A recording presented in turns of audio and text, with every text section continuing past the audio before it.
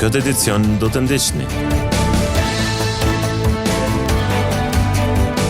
Me ceremoni shtetërore është bërë zbarkimi i kontingjentit të Forcës së Sigurisë së Kosovës që do të marrë pjesë në misionin e parë paqëruajtës në botë. Krau Ushtrisë Amerikane, pjesëtarë të forcës do të shërbejnë së paku 6 muaj në shtetin e Kuvajtit.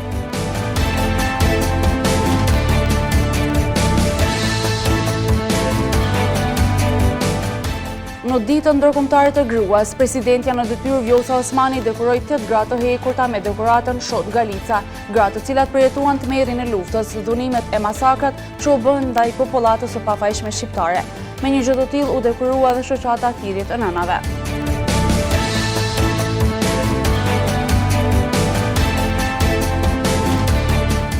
Gazetari Mermu Shkolaj, që është edhe njohës i mirë zhvillimeve politike në vend, i ka thënë televizionit Syri se situata politike asnjëherë s'ka qenë më e qartë në vendin tonë.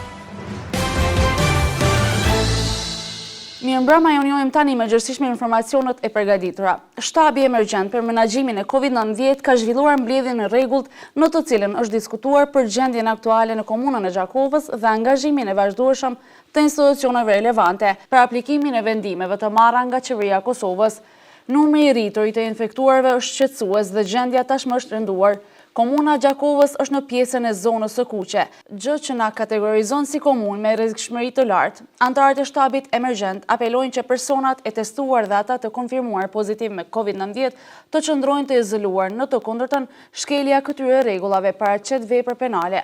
Policia Kosovës dhe inspektorati do të monitorojnë në vazhdimsi gjendjen e respektimit në tërësi të manualit për mbrojtjen nga përhapja e virusit COVID-19. Gjithashtu apelohet për durim deri në fillimin e zbatimit të planit shtetëror për vaksinim. Me ceremoni shtetërore është bërë zbarkimi i kontingjentit të Forcës së Sigurisë së Kosovës që do të marrë pjesë në misionin e parë paqëruajtës në botë. Krau Ushtrisë Amerikane, pjesëtarët tanë të forcës do të shërbejnë së bashku 6 muaj në shtetin e Kuvajtit. Në ceremoni, ushtruesja detyrës së presidentit të vendit, Vjosa Osmani, tha se ushtarët e Kosovës do të jenë gjithmonë aty ku rrezikonin interesat e shtetit dhe të aleatëve.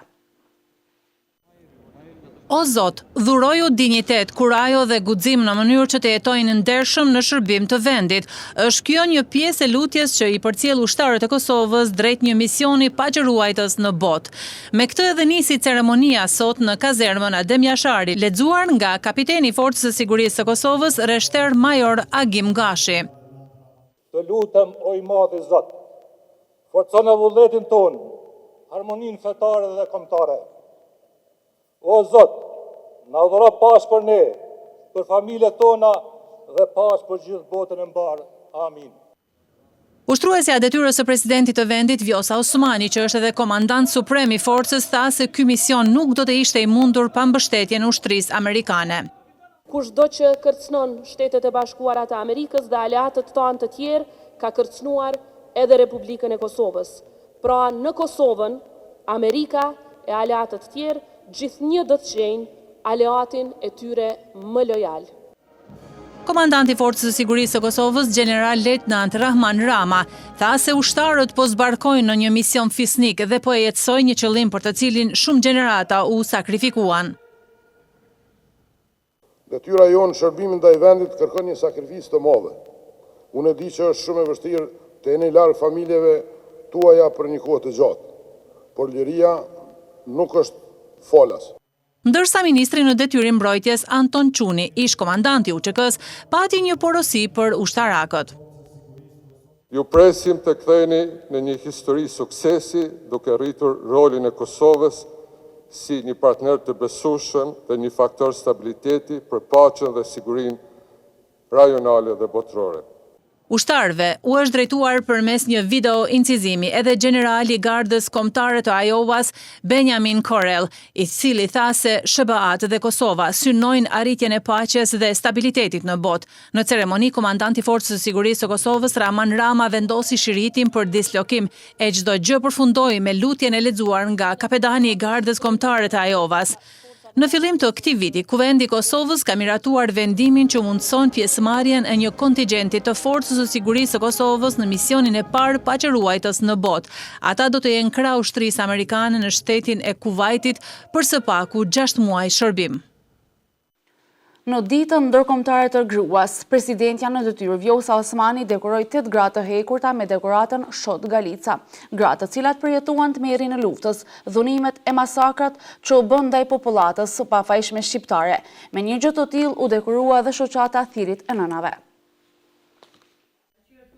Ushtruesja detyrës së presidentës Vjosa Osmani ka dekoruar dje me titullin Shote Galica 8 gra të cilat kanë dhënë kontribut për çështje të ndryshme. Ndërto është ndëruar edhe shoqata Thirit e Nënave nga Gjakova, e cila ka bërë një punë të palodhshme për zbardhjen e fatit të pagjeturve. Nesrete Komnova, si përfaqësues e kësaj organizate, thotë se ky çmim ka një vlerë të veçantë. Unë si kryetar shoqatës, nën kryetare në shoqatë zonjën Luleta, edhe zonjën Elvane Dana, ku na dekoroj me urdhrin Shote Galica, organizatën Thirrjet e Nënave për avokimin dhe veprën trimërore dhe aktet e guximit për barazi gjinore. Na ka dhënë fjalën që ajo nuk do të ndalet dhe do të kërkojë zbardhjen e fatit të gjithë të pagjeturve. Kjo shoqat ka qenë vazhdimisht aktive përkundër vështirësive që kanë pasur. Shoqata Thirrjet e Nënave me të gjithë familjarët pa dallim, nuk kemi hezituar dhe nuk kemi ndalë për asnjë moment. Ditë e natë kemi protestuar, kemi kërkuar, kemi mbajtur protestën 2 javore që ajo ka qenë ma dhimbshmja, ma lodhshmja, që kemi ngritë zani për çështjen e të gjithëve. Edhe nënat e gratë këtu vlerësuan lart këtë nderim që u ka bërë Osmani për nder të ditës së gruas. Nuk I harroj këto nëna me gjithë këtë dhembje, që as kujt nuk I ranë mend. 22 vite u ban, ajo nuk I harroj nënat.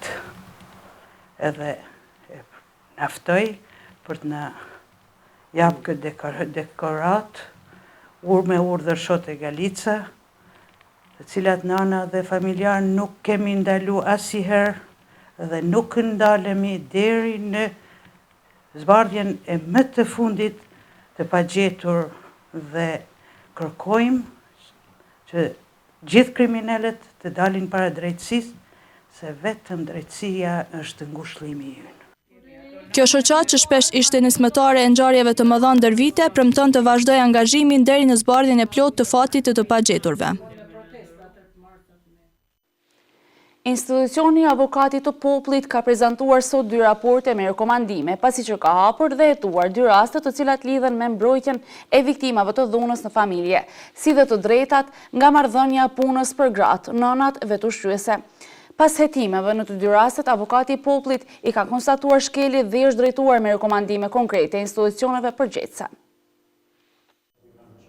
Raporti I parë ex officio është në lidhje me të drejtat e nënave vetushqyese në Kosovë, lidhur me njojën e pushimit vjetor edhe për 2 ditë pune për prindin vetushqyes, I cili I takon sipas ligjit të punës I Republikës së Kosovës, ndërsa raporti I dytë ex officio është në lidhje me masat operative parandaluese për mbrojtjen e viktimave të dhunës në familje, sipas ligjit për mbikëqyrjen elektronike të personave, të cilëve u kufizohet lëvizja me vendim të gjykatës. Me rastin e prezantimit të këtyre 2 raporteve, Avokati I Popullit Naim Qelaj u shpreh se viti 2021 për këtë institucion do të jetë I fokusuar në promovimin e ligjit për mbrojtjen nga diskriminimi.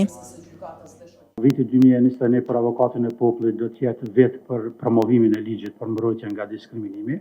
Avokati I Popullit luan rolin dhe ka mandatin e organit barazis dhe të organit për mbrojtjen nga diskriminimi. Mirë po deri me tani edhe vetë nuk jemi të kënaqur me të arriturat që janë evidente në raport të plotësimit të asaj që ka kërkohet me 2 ligje që janë pjesë e pakove të ligjeve për mbrojtjen e drejtave të njerëzit. Është fjala për ligjin për mbrojtjen nga diskriminimi dhe ligji për barazi gjinore. Drejtori I përgjithshëm I Policisë së Kosovës Samedin Mehmeti tha se të gjitha rekomandimet nga institucioni I Avokatit të Popullit I marrin dhe I trajtojnë me shumë seriozitet dhe përgjegjësi, si dhe kujdesen që të njëjtat të zbatohen me përpikëri. Deri më tani, ashtu siç është potencuar në raportin tuaj, në Policinë e Kosovës nuk ekzistojnë salla operative për mbikëqyrjen elektronike, ashtu si është e përcaktuar me 19 të këtij ligji. Drejtori i Zyrës për Qeverisje të Mirë në kuadër të Zyrës së Kryeministrit, Habit Hajredini, tha se duhet ndërmarrë hapa konkret për adresimin e të gjitha rekomandimeve që vijnë nga avokati i popullit. Dhuna në familje, diskriminimi dhe fenomenet e ndryshme natyrisht që janë në rritje dhe është një shqetësim shumë i madh për institucionet tona, për shoqërinë tonë, për gjithë qytetarët. Konkluzionet dhe rekomandimet e dala nga ky hetim i ka prezantuar Rozava Selmanaj, këshilltare e lartë juridike në IAP. Avokati i popullit rekomandon që prokuroria dhe gjykata t'i zbatojnë dispozitat e ligjit për mbikëqyrjen elektronike të personave të cilëve u kufizohet lëvizja me vendim të gjykatës. Ministria e Punëve të Brendshme dhe Policia e Kosovës t'i zbatojnë dispozitat e ligjit për mbikëqyrjen elektronike të personave të cilëve u kufizohet lëvizja me vendim të gjykatës. Ndërkaq me raportin e dytë lidhur me masat operative parandaluese për mbrojtjen e viktimave të dhunës në familje, sipas ligjit për mbikëqyrjen elektronike të personave, të cilëve u kufizohet lëvizja me vendim të gjykatës, ajo tha se avokati i popullit konstaton se dështimi në zbatimin e këtij ligji tregon se Kosova nuk e ka përmbushur në tërësi obligimin e saj pozitiv për mbrojtjen e viktimave e as të viktimave të dhunës në familje. Udhëheqësja e iniciativës së bashkuar nga komuniteti bosnjak Adriana Hoxhić e ka quajtur skandaloz dhe të papranueshëm vendimin e djeshëm të PZAP-s, ku anuloi votat në vendbanimet më shumicë serbe. Pasi dorëzoi ankesën në Gjykatën Supreme, Hoxhić tha se do të shfrytëzojnë gjitha mekanizmat për të ankimuar këtë vendim, qoftë edhe në institucionet jashtë vendit. Vendimi i djeshëm i PZAP-s është skandaloz, është i papranueshëm, sepse i shkel drejtat themelore të qytetarëve të Kosovës që ta shfrytëzojnë votën e tyre dhe të votojnë sipas vullnetit. Ajo tha se duhet të respektohet e drejta themelore e njerëzit për të votuar sipas vullnetit të tyre. Shkojmë deri në fund, do t'i shfrytëzojmë të gjitha institucionet dhe resurset që i kemi brenda Kosovës, por nëse kjo nuk jep rezultate, ku do të respektohet në të vërtet e drejta e njerit për me votu sipas vullnetit, do të shkojmë edhe më tutje, do t'i shfrytëzojmë edhe mekanizmat të institucioneve jashtë vendit. Hoxhić ka theksuar se është i papranueshëm vendimi i djeshëm i PZAP-s, ku ja anuloi votat në vendbanimet me shumicë serbe.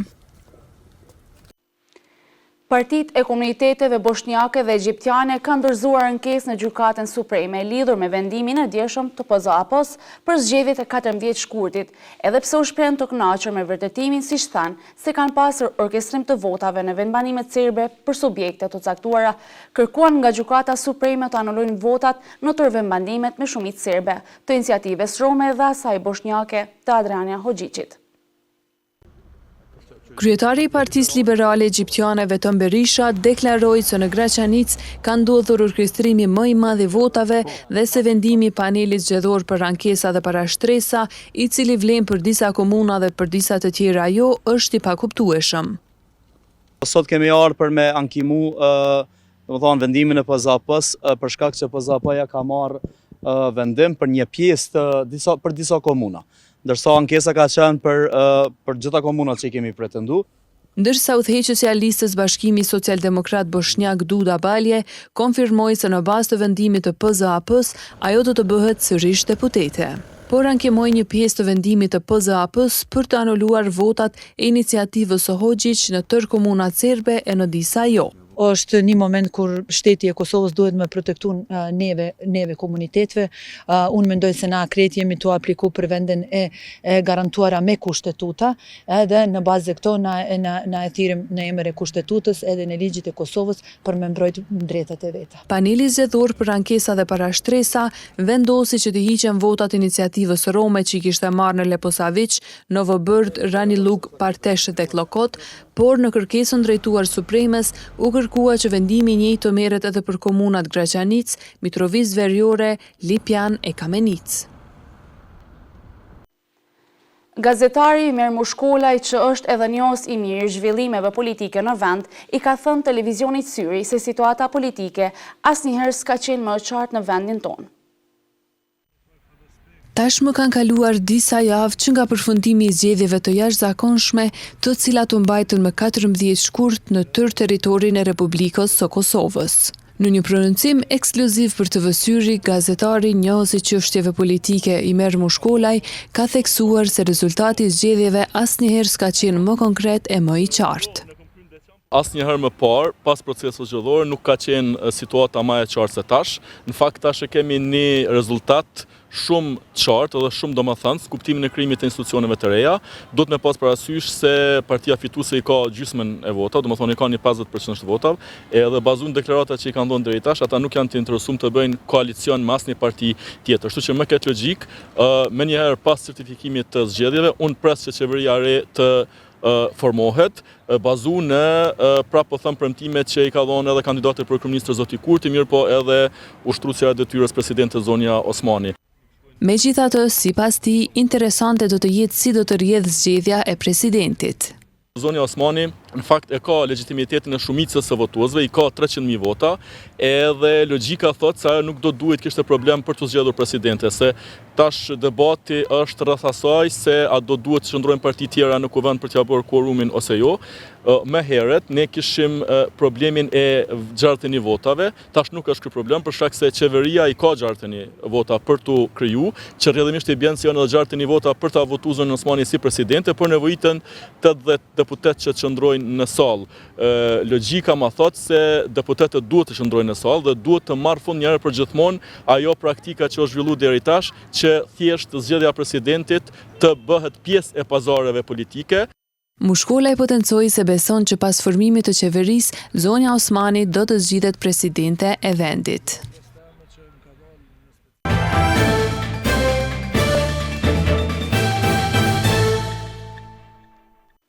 Policia në Gjakov ka shqiptuar 124 gjoba anti-Covid vetëm për 4 ditë. Milazim Lumi, komandanti i stacionit policor, ka thënë se në vazhdimsi Policia e Kosovës po bën sanksionimin e qytetarëve të pandërgjetshëm në përputhje me dispozitat ligjore. Ditë më parë, komuna e Gjakovës ka kaluar në zonën e kuqe, me këtë rast drejtoria renale e policisë në Gjakov si pjesë kyçe në implementimin e strategjisë për parandalimin dhe luftimin e përhapjes së virusit. Gjatë 4 ditëve ka shqiptuar 124 gjoba për ata që nuk kanë respektuar masat anti-Covid. Prej kalimit të komunës Gjakovës në zonën e kuqe, policia do të bashkë me inspektoratin kanë qenë vazhdimisht në teren dhe fatkeqësisht do më ata të cilët nuk ju kanë përmbajt masave anti-Covid, është deshti të shqiptohet gjoba, kështu që ju kanë shqiptuar gjithsejt 124 gjoba, do më për 4 ditët në vijim dhe do të vazhdojmë ato tje në vetëdijsim dhe në parandalim të kësaj epidemie. Major Lumi tha se përveç kësaj në kuadër të planit operativ, Policia e Kosovës ka shqiptuar 115 gjoba të trafikut. Ne vazhdimisht jemi për sigurinë e qytetarëve dhe për rregullimin e komunikacionit, lëvizjen e lirë të komunikacionit, kështu që shpesh herë edhe qytetarët dhe vozitësit apo kundërvajtësit bin ndesh me ligjet e aplikueshme, edhe gjatë tyre 4 ditëve është desht të shqiptuar disa gjoba, domthonë nga policë të stacionit policor Gjakov, ku gjithsej janë shqiptuar 115 gjoba të trafikut. Konform ligjit, gjatë këtyre ditëve është duke u bërë edhe lëshimi i njoftimit për paraqitje obligative për të gjithë kundërvajtësit në trafik. Qëllimi i këtij njoftimi është do të që qytetari do të në momentin që del e sheh veturën e vet që ju ka shqiptuar faktikisht edhe gjoba, kjo gjobë nëse nuk paraqitet qytetari do të në stacion, atëherë i shqiptohet nga zyrtari policor në bazë të shënimeve të cilat mirën në sistemin informativ të policisë. Dhe pastaj qytetari do të përballet drejt për drejt kur do që do të ketë nevojën e vet për të paraqitur policia për regjistrim apo diçka, gjobat janë sikur se gjobat tjera që do të shohen në prezencë. Mirë po unë i ftoj gjithë qytetarët në rast se hasin këto letra me veturat e tyre të paraqiten në stacionin policor, në mënyrë që sipas afatit të kryejnë obligimit e tyre. Në vazhdimsi, Policia e Kosovës po bën sanksionimin e qytetarëve të pandërgjetshëm në përputhje me dispozitat ligjore. Në fakultetin juridik në Prishtinë me mbledhje komemorative është kujtuar jeta dhe vepra profesorit Zenullah Gruda, i cili ndoroi jetë më 7 mars në ditën e mësuesit. Dekani i Fakultetit Juridik të Universitetit të Prishtinës, Savni Puka, derisa ka kujtuar profesor Grudon, tha se ai ishte një nga profesorët dhe intelektualet e parë shqiptar në ish Jugosllavi. Puka tha se pas vetës ka lënë gjurmë shumë të thella shkencore, juridike, intelektuale dhe gjithmonë do të kujtohet si model shembullor dhe intelektual i palotshëm. Profesori Zen ishte njëri nga profesorët e parë dhe intelektualet e shquar shqiptar në ish Jugosllavi, që pas vetës ka lënë gjurmë thella në shkencat juridike, jetën intelektuale dhe veprimtarinë pedagogjike. Profesori do të kujtohet si model shembullor i studiuesit të apasionuar, intelektualit me shpirt palotshëm, pedagogut, njeriu të urtë dhe të ndershëm. Profesori universitar Enver Hasani tha se Zenullah Gruda ishte njeri i urtë dhe i mençur, i cili edukoi për dekada të tërë brezat e shqiptarëve në Kosovë e ish Jugosllavi. Bëhet mend ligjërimet e tij për demarkacionin me malin e zi, shkrimet e intervistat e shumta për këtë temë. Nuk ka rëndësi që politika nuk bëri punën e saj. Janë munduar disa politikanë të përvetsojnë ligjërimin e prof Grudës për politikën ditore, por me kosht parë dhe do të shihet çdo ditë më shumë se shkenca nuk duron përvetësim, se me politikën i kanë rrugët e ndara. Këtë do ta shohim edhe më shumë gjeneratat që vijnë, por ne jemi bashkuar në mshim me profesor Grudën, kur të tjerë do të lexojnë dhe dëgjojnë se çfarë ka thënë profesor Gruda për kufit e Kosovës së shkretë. Arta Gruda, vajza profesorit tashmë të ndjerë, tha se babai i saj tërë jetën ja ka kushtuar arsimimit të gjeneratave, të cilat janë shtylla e përparimit të Kosovës. Babai ynë, para se gjithash ka qenë një mësues që tërë jetën ja ka kushtuar arsimimit të gjeneratave të studentëve. Fati deshi që edhe të vdeste në ditën e mësuesit. Mësimi dhe mësimdhënia kanë qenë një mision të cilit ai dhe intelektualet të gjeneratës e tij ju kanë rrekur me entuziazëm dhe vendoshmëri me qëllimin e ngritjes së gjeneratave të reja që do të bëheshin shtylla e përparimit dhe emancipimit të popullit shqiptar të Kosovës. Profesori Zenullah Gruda lindi më 1 qershor 1936 në Pej, kurse vdiq më 7 mars në ditën e mësuesit. Profesor Gruda shkollën fillore dhe gjimnazin e kishte përfunduar në vendlindje, ndërsa ka diplomuar në Fakultetin Juridik të Universitetit të Sarajevës. Studimet e shkallës së tretë i ka kryer në Fakultetin Juridik të Universitetit të Beogradit, ku edhe ka doktoruar në Fakultetin e Shkencave Politike. Ka qenë për 12 vite në detyra të rëndësishme publike, si ambasador në Republikën e Panamas, antar i Këshillit Ekzekutiv të Kuvendit të KSA të Kosovës, sekretar për marrëdhënie me botën e jashtme dhe sekretari i përgjithshëm të Kryqit të Kuq të Jugosllavisë. Fondacioni Jajaga sot është interesuar që të intensifikojë më shumë aktivitet rreth bashkëpunimit me Universitetin e Gjakovës Femi Agani. Ish presidentja Republikës së Kosovës Atifete Jajaga bashkë me ekipin e saj të fondacionit Jajaga Foundation qëndruan për vizitë në Universitetin e Gjakovës Femi Agani. Ajo tregoi se me ftesë të rektorit Artan Imani kanë ardhur të njoftohen me punën e profesorëve dhe studentëve në mënyrë që të krijojnë ur bashkëpunimi mes tyre dhe organizatës që ajo drejton. Diskutuam edhe forma dhe modalitetet e tjera të bashkëpunimit, veçanërisht në mes të Universitetit të Gjakovës dhe të fondacionit Jajaga dhe projekte që kanë të bëjnë kryesisht me fuqizimin e rolit të gruas në shoqëri, duke filluar nga edukimi deri në fuqizimin ekonomik të tyre dhe punësimin e tyre dhe projekte që kanë të bëjnë me rinin, por po ashtu edhe projekte që kanë të bëjnë edhe me grupet e marginalizuar. Rektori Artan Imani tha se ndjehet i nderuar me vizitën e zonjës Jajaga, si dhe na njoftoi më tepër rreth takimit të sotëm. Qëllimi i vizitës së presidentes ishte që të nga statutet e kryejmë ekipet e përbashkëta që përmes fondacionit Jajaga dhe Universitetit të Gjakovës të arrijmë në projektet e përbashkëta me qëllimet e përbashkëta, posaçërisht të grupeve të caktuara, grupeve të marginalizuara, ku Universiteti i Gjakovës ka bërë një veprim të jashtëzakonshëm. Po ashtu kërkuam nga presidenti Jajaga që të jetë një lloj ambasadori i Universitetit të Gjakovës jashtë vendit të pas parasysh ndikimin e saj, emrin dhe rolin e saj në botën akademike ndërkombëtare. Si rezultat nga takimi, pritet që Universiteti Femi Agani dhe Fondacioni Jajaga të finalizojnë një marrëveshje nga e cila do të mund të përfitojnë studentët e këtij universiteti.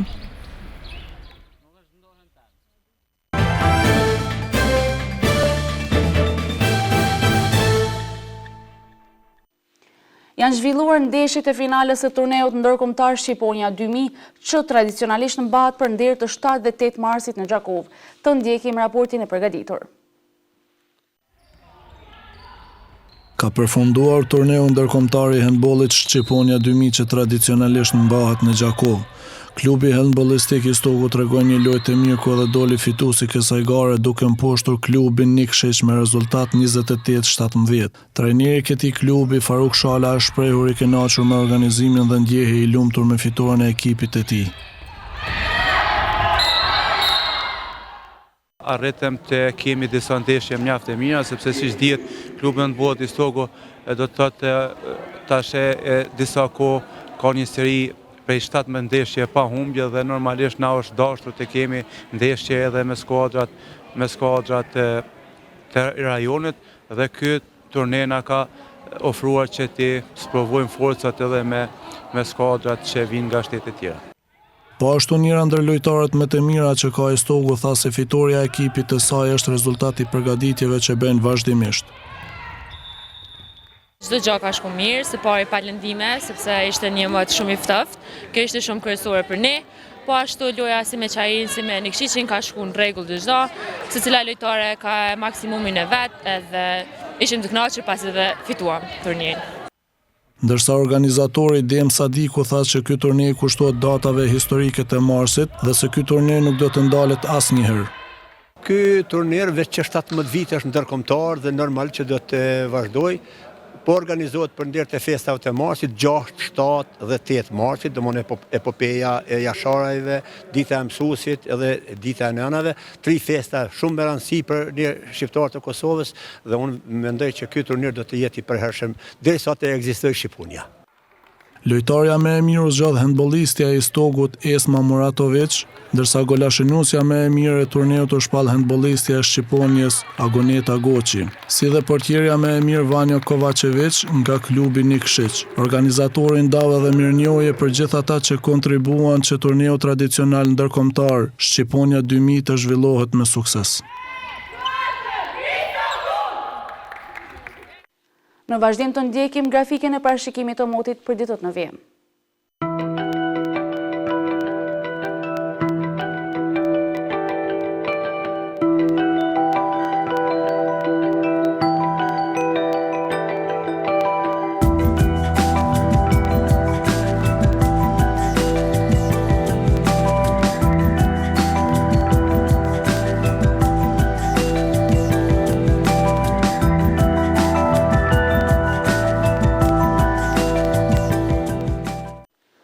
Para se të ndami të ndjekim edhe një herë disa nga informacionet kryesore të këtij edicioni. Me ceremoni shtetërore është bërë zbarkimi i kontingjentit të Forcës së Sigurisë së Kosovës që do të marrë pjesë në misionin e parë paqëruajtës në botë. Krau ushtrisë amerikane, pjesëtarë të forcës do të shërbejnë së paku 6 muaj në shtetin e Kuvajtit.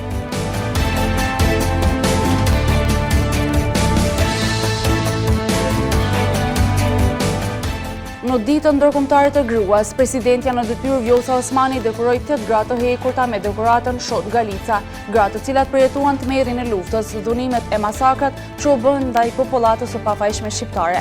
Me një gjë të tillë u dekorua edhe shoqata Thirrjet e Nënave.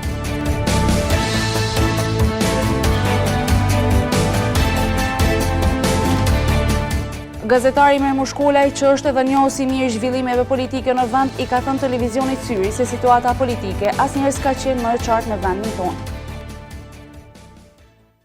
Këtu merr fund ky edicion qendror i lajmeve. Për më shumë vizitoni portalin syrivision.tv. Mirupafshim.